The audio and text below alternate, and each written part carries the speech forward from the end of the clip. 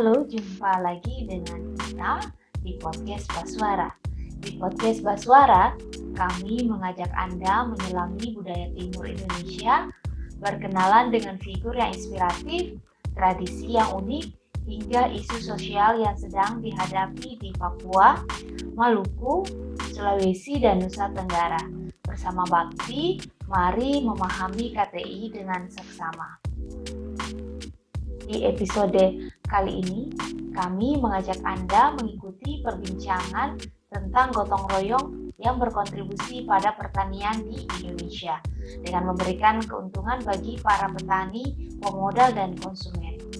Bersama saya telah hadir di sini Muhammad Ilmi Ihsan Sabur.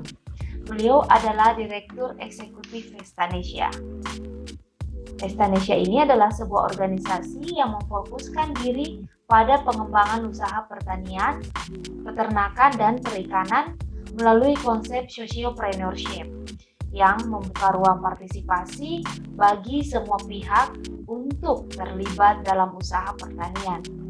Suatu sistem pertanian yang berbasis digital dan pengembangan teknologi informasi melalui prinsip gotong royong, menyejahterakan dan berwawasan lingkungan.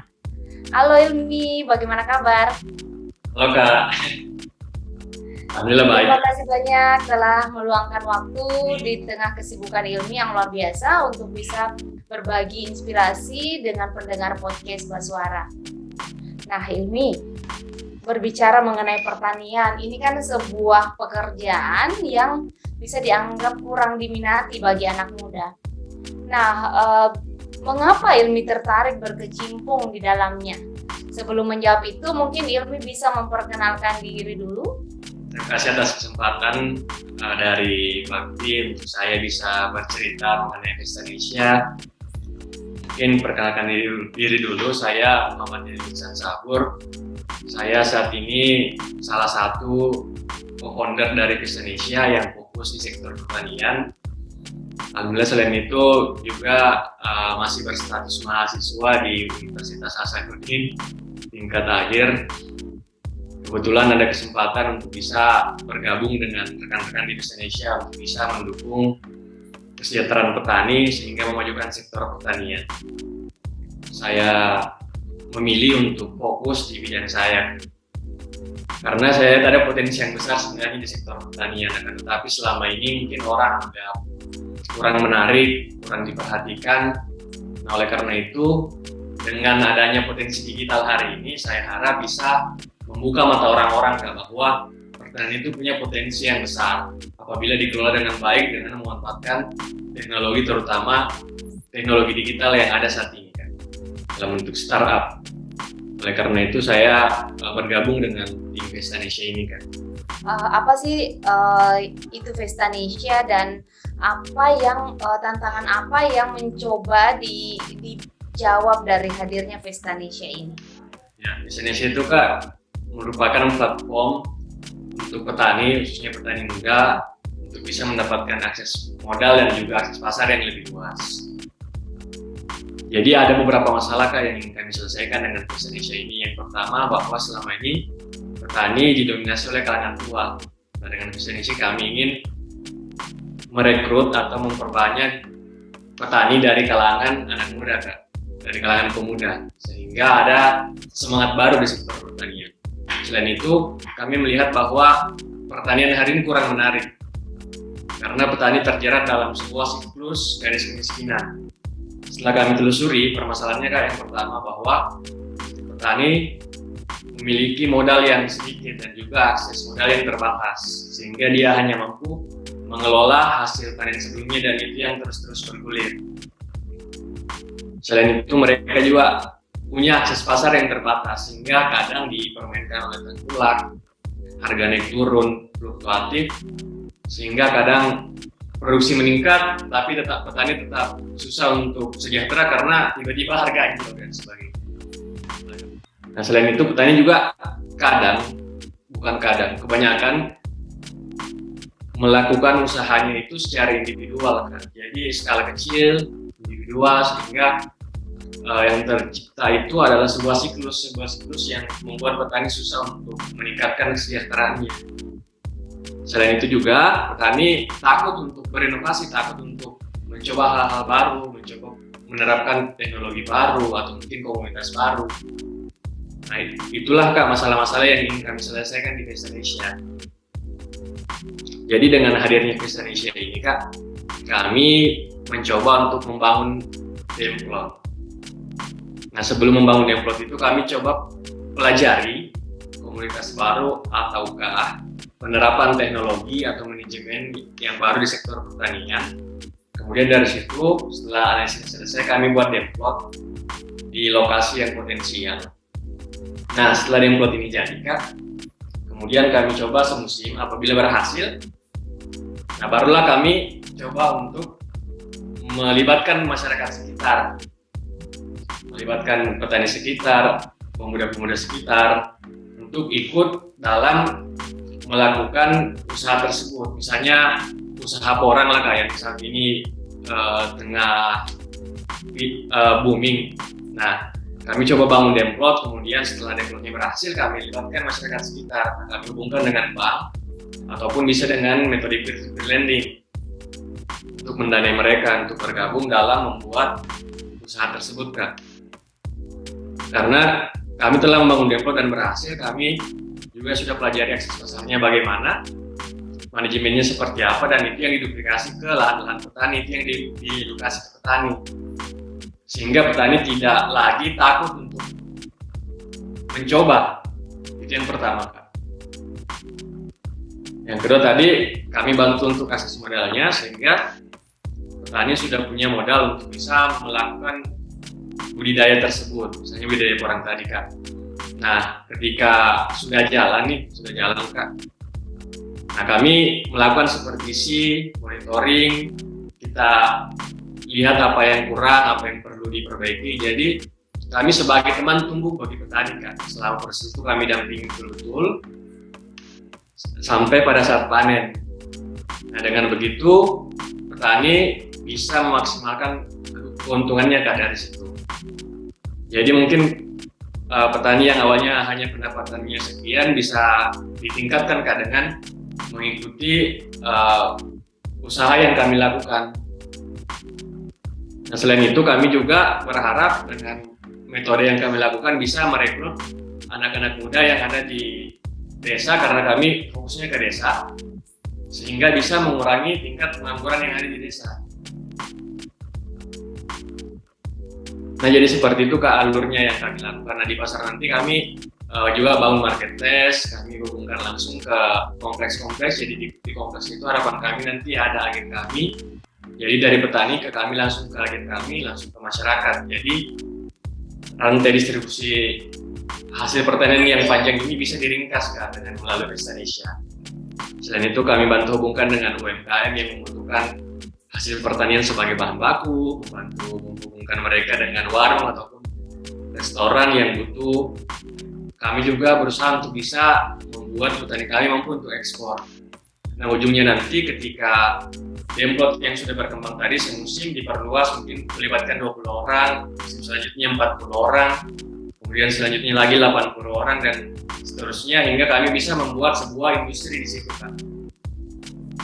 Sampai pada hilirisasi. Jadi petani ini bukan lagi nantinya hanya menjual bahan mentah, tapi sudah diolah. Jadi target kami ke depannya seperti itu. Nah, setelah Demplot ini jadi, kami buat lagi Demplot di tempat lain, sehingga semakin banyak Demplot yang kami buat sebagai ruang uji coba, sekalian memperlihatkan kepada petani potensi pertanian yang kami buat dan melibatkan mereka setelah berhasil. Saat ini Kak, kami baru fokus di Sulawesi Tenggara dan juga Sulawesi Selatan Kak. Di Sulawesi Tenggara ada di Bau-Bau, ada di Bombana, di Sulawesi Selatan ada Paru, ada di Bulukumba. Kan ada juga yang terlibat pemodal. Iya Kak. Itu kalau pemodal itu bagaimana sistemnya diatur? Ya, jadi Kak, tadi ada dua opsi untuk pendanannya Kak. Yang pertama lewat bank, kami biasa gunakan sistem KUR. Yang kedua lewat peer-to-peer lending Kak. Peer-to-peer lending ini kami melibatkan masyarakat secara langsung untuk berinvestasi di usaha dari mitra petani kami. Nah, mitra petani kami nanti ini mendapatkan bagi hasil pada saat panen, Kak. Potensi pertanian di Sulawesi Selatan itu khususnya di Indonesia Timur sangat-sangat besar, Kak. Sangat-sangat besar. Oleh karena itu yang membuat kami semangat bahwa kami ingin yakinkan orang-orang bahwa pertanian itu penuh dengan harapan, karena selama ini kan orang melihat bahwa pertanian tidak ada harapan, bahkan tidak ada orang yang bercita-cita lagi jadi petani. Nah, itu biasa dianggap sebelah mata lah, Kak. Itu yang ingin kami ubah dengan Indonesia. Kami ingin menunjukkan bahwa peran dari petani itu sangat penting. Bahkan kita butuh petani 3 kali sehari, sementara mungkin produksi lain ya 1 kali setahun itu pun kalau kita butuhkan, kan, makanan kita dari petani. Sementara petani dipandang sebelah mata, kan itu tidak fair, Kak, menurut kami. Wow, keren. Nah, bagaimana setelah kan ini mengubah mindset itu kan butuh waktu, khususnya anak muda, bagaimana mendorong keterlibatan mereka, tantangan-tantangan apa yang Vestanesia temui di lapangan? Ini kan merupakan hal baru, dan hal baru itu biasanya tidak akan sulit diterima, Kak. Jadi kami mencoba untuk mengakses berbagai platform untuk bisa mengedukasi orang-orang tentang pertanian, Kak, lewat YouTube, lewat Instagram, bahkan ini kami mulai lagi lewat TikTok, Kak. Jadi semua channel ini kami manfaatkan semaksimal mungkin sehingga betul-betul bisa mengubah mindset mereka. Sementara kalau misalnya turun ke lapangan ya kami ajak mereka diskusi, ajak kita diskusi. Kemudian itu yang kami rekam di channel kami namanya Vestanesia. Nah, di sana kami coba untuk memperlihatkan potensi-potensi yang ada di sektor pertanian, Kak. Pertanian, peternakan dan perikanan yang ada di kawasan timur Indonesia. Jadi kami menggunakan pendekatan lewat digital, marketplace. Meskipun mungkin untuk sementara masih kami yang membeli produk dari petani kemudian dijual lagi sembari membangun pasar tersebut. Sementara saat ini kami memasarkan beras dulu, Kak, sambil membentuk pasar yang diinginkan. Ketika pasar sudah terbentuk, harapan kami ke depannya petani sendiri yang sudah mengemas, buat brand, kemudian kami yang menghubungkan ke konsumen, Kak. Jadi harapan kami nanti di setiap daerah itu muncul produk-produk unggulan. Produk unggulan yang dirintis, yang dibuat oleh petani-petani yang ada di situ, Kak. Jadi kami juga melakukan pendekatan agar petani mampu menciptakan brand, minimal mereka mengemas produknya, Kak. Jadi bukan lagi menjual barang dalam bentuk raw materials. Jadi petani bukan lagi menjual gabah, tapi menjual sebuah beras dengan kemasan, mungkin dengan minimal dengan nama daerahnya atau brand seperti apa. Ini juga yang bakalan nanti meningkatkan nilai jualnya. Jadi selain petani, kami juga mencoba untuk mengembangkan UMKM pertanian, terutama BUMDes yang ada di desa-desa, Kak. Jadi saat ini kami sementara mengumpulkan produk-produk mereka, kemudian kami coba untuk pasarkan juga.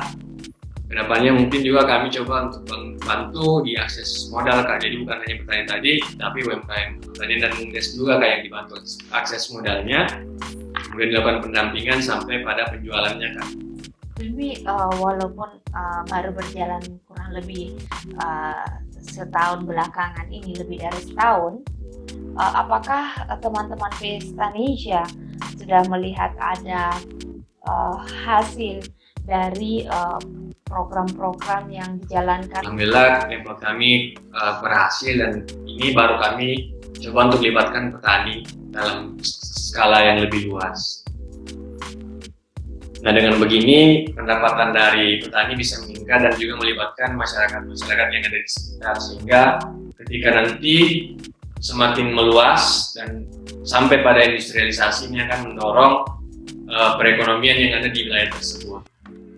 Bagi pemodal sendiri, ini merupakan kesempatan untuk bisa membantu petani melakukan dampak sosial melalui Vestanesia, sekaligus juga mendapatkan keuntungan dari bahan hasil ketika panen nanti. Pertanian itu yang salah satunya menjadi penyangga perekonomian Indonesia saat pandemi, Kak. Nah, ini sebenarnya jadi momentum buat kami untuk meyakinkan masyarakat tentang pentingnya sektor pertanian, sekaligus juga sebenarnya mengubah behavior atau perilaku masyarakat. yang awalnya mungkin enggan untuk belanja lewat digital, lewat online. Ilmi boleh ceritakan mungkin ada harapan-harapan atau rencana-rencana pengembangan yang akan dilakukan oleh teman-teman Vestanesia ke depannya?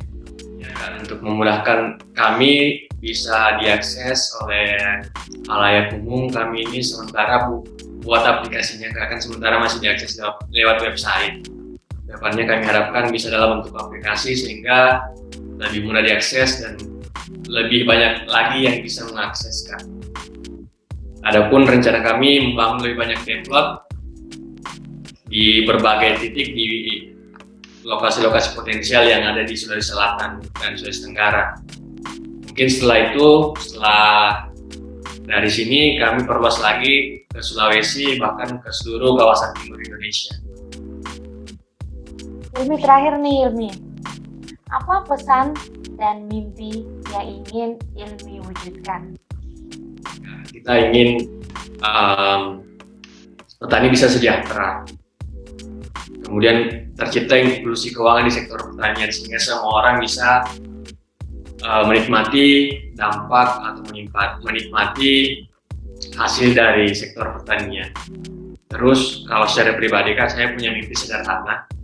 Saya ingin suatu hari nanti anak-anak SD itu punya cita-cita jadi petani kan.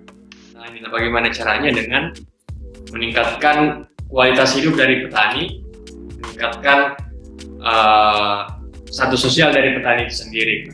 Terima kasih banyak Ilmi ya atas begitu banyak informasi dan inspirasi yang sudah dibagikan kepada para pendengar podcast Basuara. Semoga apa yang menjadi visi Ilmi bersama Vestanesia dapat tercapai dan segala upaya yang tengah dijalankan bisa sukses dan memberi hasil yang terbaik untuk Indonesia. Pendengar podcast Basuara dimanapun Anda berada, itulah tadi perbincangan kami dengan Muhammad Ilmi Ihsan Sabur mengenai gotong royong untuk kesejahteraan bersama. Anda juga dapat mendengarkan podcast ini melalui Spotify dan Apple Podcast. Kunjungi media sosial Bakti untuk mengetahui berbagai informasi dan inspirasi tentang pembangunan di kawasan timur Indonesia. Kami ada di Facebook Yayasan Bakti, kemudian Instagram dan Twitter @infobakti. Kami juga ada di portal pengetahuan batukarinfo.com. Khusus bagi teman-teman tuli, Anda juga dapat mengikuti perbincangan syarat pengetahuan dan inspirasi dari podcast Basuara di kanal YouTube Bakti Foundation. Bagi teman-teman yang ingin mengetahui informasi lebih lanjut mengenai Vestanesia, Anda dapat mengunjungi website mereka di www.vestanesia.com. Kemudian mereka juga ada di Vestanesia juga ada di Instagram dan Facebook Vestanesia. Saya Ita pamit undur diri. Terima kasih telah menyimak podcast Basuara dan sampai bertemu di podcast Basuara berikutnya.